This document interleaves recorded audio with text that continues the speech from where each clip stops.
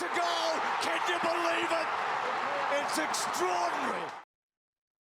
In position and ready to go for a massive show on what was a disastrous weekend for South Australian footy. All the fallout for the Crows and Power coming up now on Footy SA.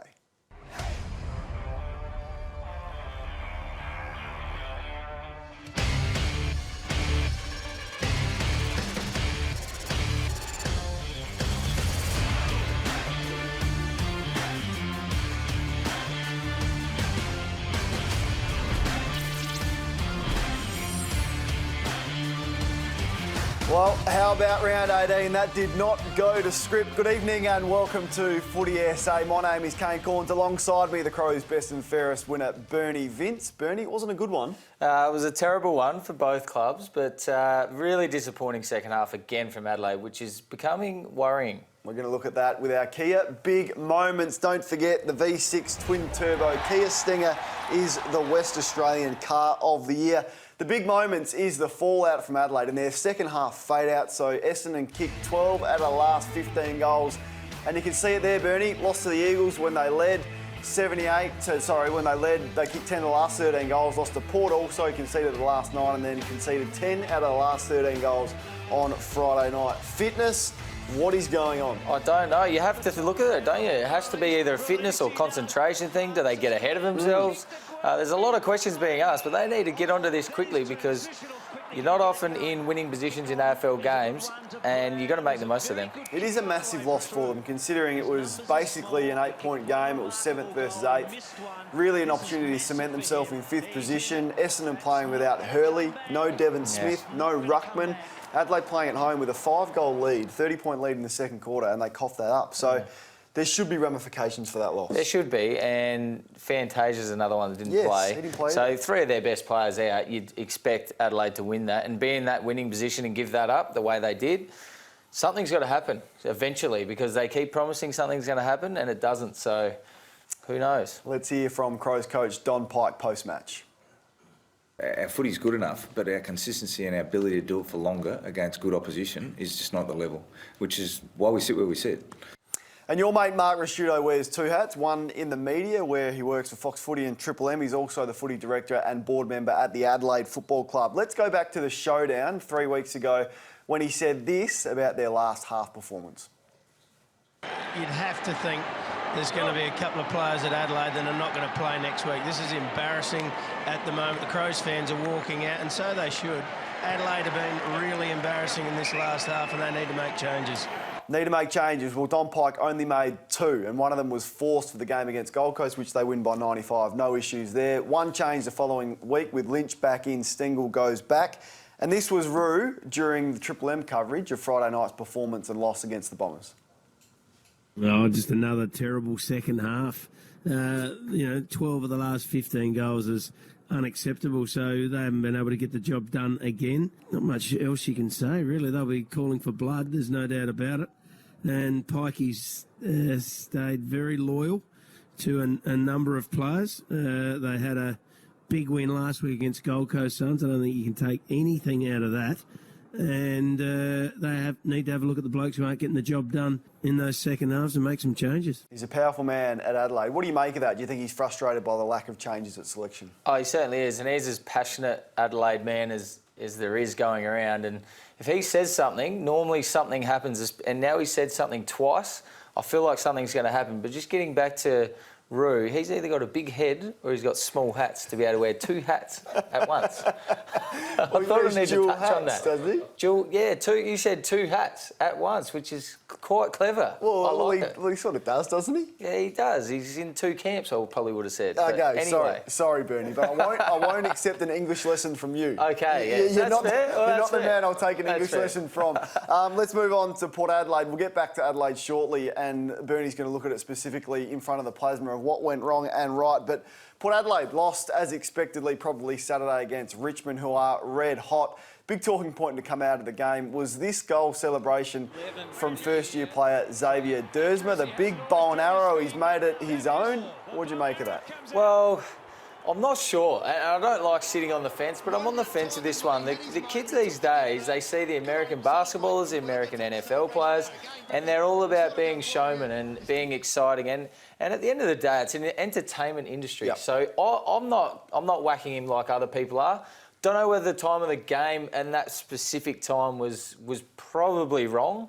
But I think Richmond kicked the next 7 goals, which that hurts. That hurts him now. It's easy in hindsight, but just the timing of it, I feel, was probably wrong. But I don't want to take that away from the game. Yeah, it's hard for us to comment. We played in the same era, and I certainly wouldn't have done that. As I know, watching you wouldn't have done it either. But that was 15 years ago. Yeah, So it's a long time now ago. they're a different breed, and there's a different mentality. So look, I'm a bit with you on this one. I'm a bit on the fence, but certainly not going to hang the kid out to dry for that one. I actually thought Ken Hinkley spoke pretty maturely about it after the game. A quiet word, but let's not take away his personality. The other one was this 50-metre penalty paid against Justin Westhoff in what is, for me, the worst 50-metre penalty of the year. Look, he is inside the field of play when he touches that ball. Razor Ray's called delay of game. It's a 50-metre penalty. Look at the score, and it's a goal against. Can you imagine if that cost your team in a big final? Now, thankfully, it had no bearing on the result, but the umpiring across round 18 was horrific, and that was highlighted by that 50-metre penalty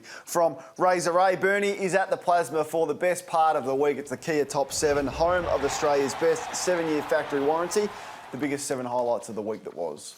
Now, I want to start with your poor boys at the MCG. So, we all get footies in the warm-ups, Kane. Now, maybe this is why they didn't win. Have a look up here. All their balls are in the netting, and they're trying to kick more up there. What are they doing? Why are they lost? Come on. And now, your boy Dersman, look at this. See the GPS come out. Yeah, he's blown it up. I used to try and do that at training. Or try and just press the button to turn it off just so they knew I wasn't running. But they didn't know I wasn't running. What are these? There's a couple of beautiful Falcons here. Keep going on the ball. This is a beauty. That's all time. He did well to get up from that. Oh, that was hard, that one. What about this? The ball goes over the fence. Just get it back. It goes here. It's like pass the parcel. Surely from the second row, you can get it over. Here we go. Oh, no, it doesn't make it. Hits the kid in the front row. Come on. He's thinking, just give Have me a the word goddamn to your ball. mates at Westlake. Oh, I like this. This is Will Snelling kicking a big goal in a big moment in the game too. Good story. Good story. Mid-season draft from West Adelaide. What a kid. Brody Smith, the property steward, has got one job, Kane. One and that's job. to bring all the Guernseys to the players that are playing and probably emergencies. He's wearing number 26. Is that Richie Douglas or is it Brody Smith? Come on. Didn't matter. He was on Come fire. on. Now I want to finish this show or this segment with a bit of class on the weekend. Oh, no, you haven't. Here, look at that. That is, have a look at the finish. You have not. And their goal umpire does not move, and that puts us 50 points up and got us over the line. So for Moe on the weekend, just getting the job done again. Thought I'd seen it all, but Bernie Vince playing highlights of himself in the... Well, hang on. I left you alone today. You do the maths. Our producer's away, and there was nothing about you on there. I'm staggered by that. Bernie Vince just showing highlights of himself. Anyway, I'm going to regroup and we'll be back on the other side of this, and I might just have a fresh barista-made C coffee in the ad break to calm the nerves.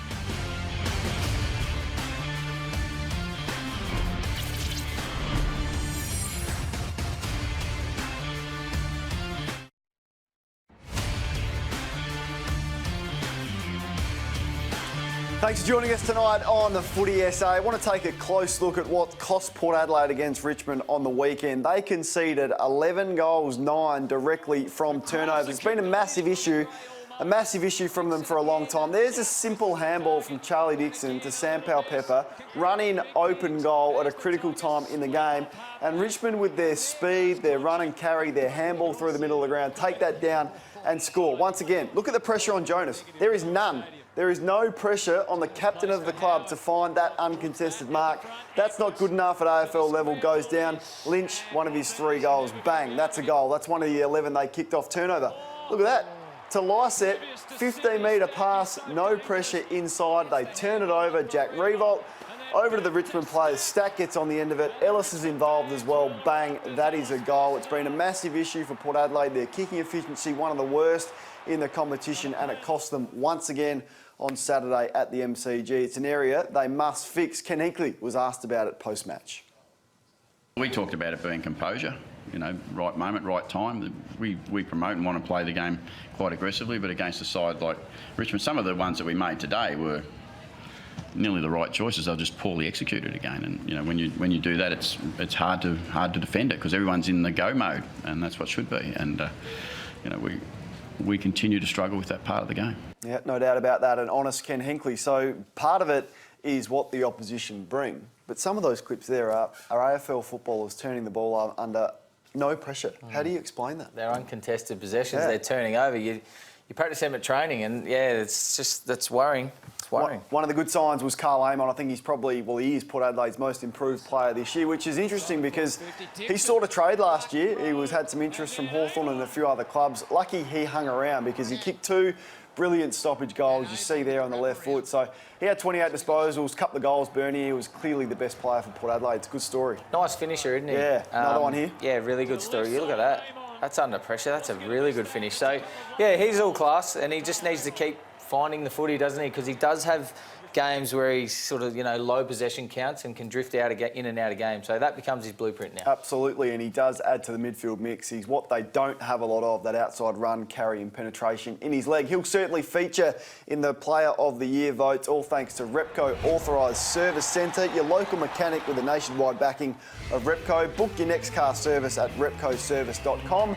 There he is, 3 votes, Carl Amon. Darcy Byrne-Jones putting together a really good month of footy. And I thought Tom Rockliff's best game in Port Adelaide colours for a long time. There you go. We'll look at your Crows votes coming up very, very shortly as well. I'm sure it might be a better picture than it was for Port Adelaide. They're under pressure a little bit, the coaches. Both Certainly Ken are. Hinkley and Don Pike contracted until the end of 2021. Who do you think will be feeling it the most?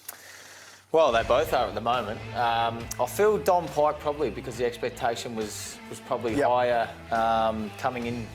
All throughout the season probably. And also because of that there on screen. So they were the oldest team in the competition leading into round 18. They fielded the oldest team. So to do that, you probably want to be up around the window of the top 4, and they're not. You certainly do, because you're not building your list, are you? Young blokes aren't playing, obviously, if you're playing that sort of age group. And I think Mark Rasciuto was or he quoted on Triple M that if you're going to have the oldest list in the comp, you have to be winning, and they're not. No, they're not as well. So there he is as well. Interesting little tactic there. He starts in the coach's box and then makes his way down onto the field at about the 8-minute mark of each quarter. So don't read anything into that. But I think both Ken Hinkley and Don Pike, they had those contract extensions after the 2017 season, would be feeling the pressure, particularly if they don't make the finals. Just on Adelaide, they're still in 8th. So Western Bulldogs losing sort of helped them, and their good percentage has them in the 8. Do you think they stay in there now? Well, they've put a lot of pressure on themselves. We did this, I think, last week. They win, tick, no, tick, and that we had them just outside the top 4. But if they start losing the games that we gave them a tick for, which was Essendon on the weekend, they're going to have to start winning the tougher games or the ones we thought they might lose. So they've got some...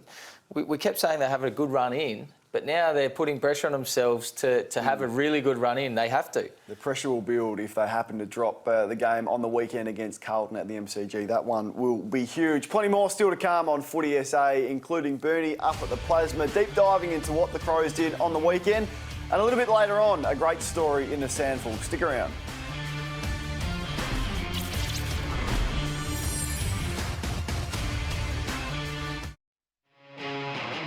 Balfours and footy go together like grass stains on a Guernsey.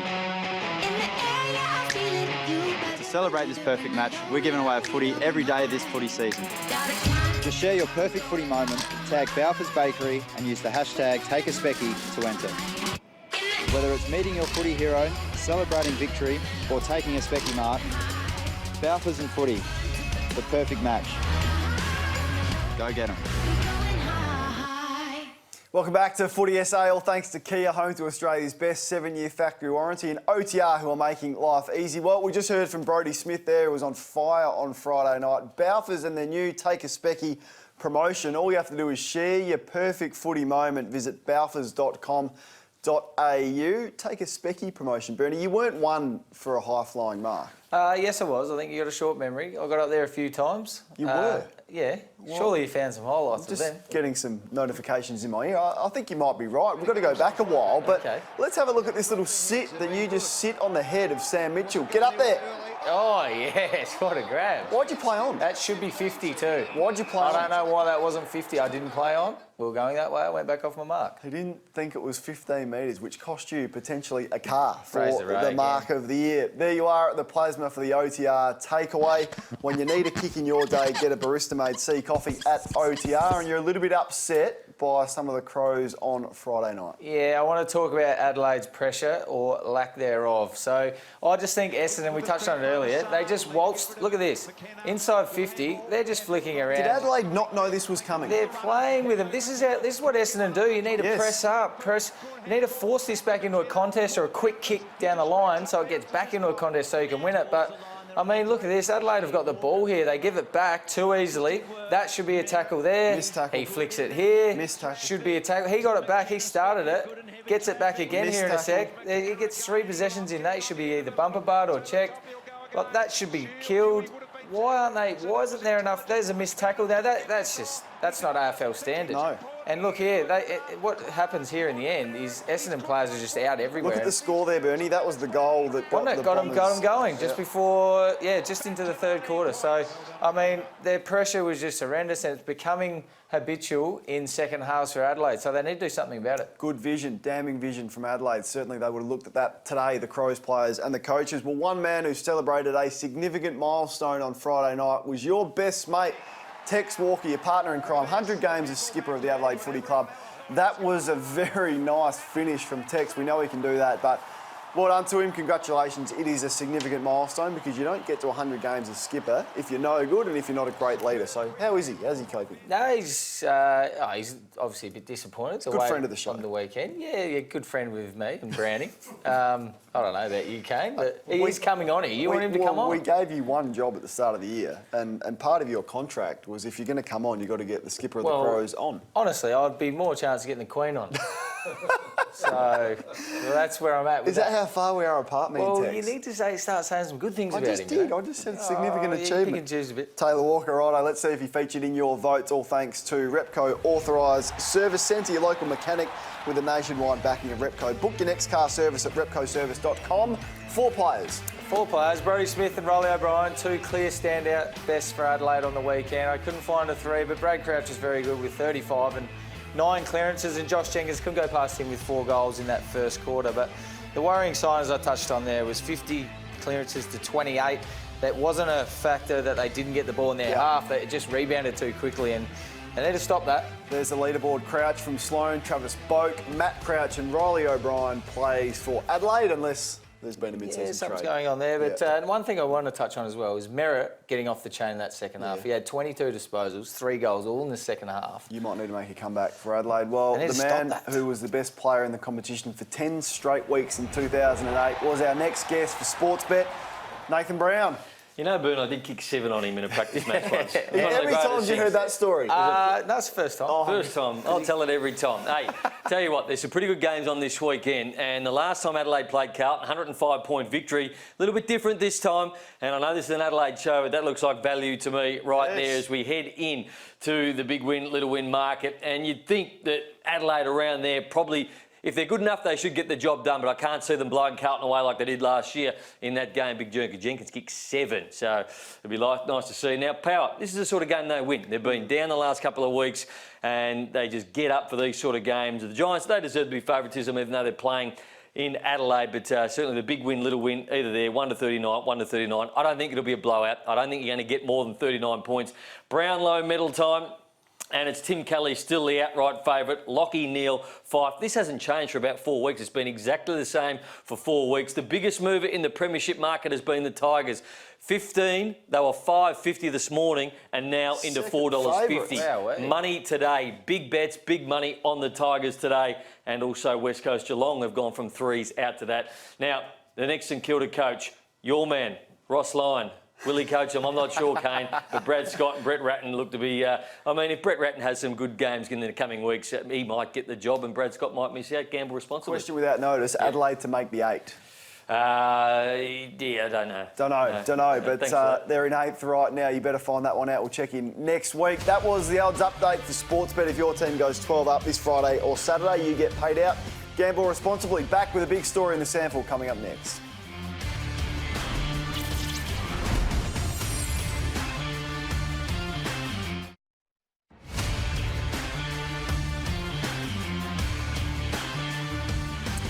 Thanks for your company on Footy SA and staying up late. Nathan Brown's just crunched the numbers. Adelaide $1.55 to make the 8. Port Adelaide $4.50. So not a lot of value for the Crows, and Port Adelaide very, very unlikely. We're doing it all thanks to Kia, home to Australia's best 7-year factory warranty. And when you need a kick in your day, get a barista-made C coffee from your local OTR. I think there's 75 OTRs around South Australia, so get in there. Terrific coffee. Bernie, let's look at the SANFL results because there was a big story.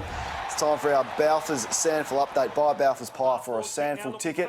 North Adelaide are in positive territory after being docked 4 premiership points for the disaster in the prelim final, which they won, the 19th man scandal. Yes, I'm still not happy with that. That was the Eagles. Yeah. The Eagles should have been in a grand final and go on to win it. But this wasn't the way it was supposed to play out because Adelaide have been dominant all year, but some of the best performances, Thring, Tropiano got all of the ball, Clisby and Schwartz, and goal kickers, Louis Hender's been a good SANFL player for a long time. Big Mitch Harvey, former Port Adelaide player, kicked a couple.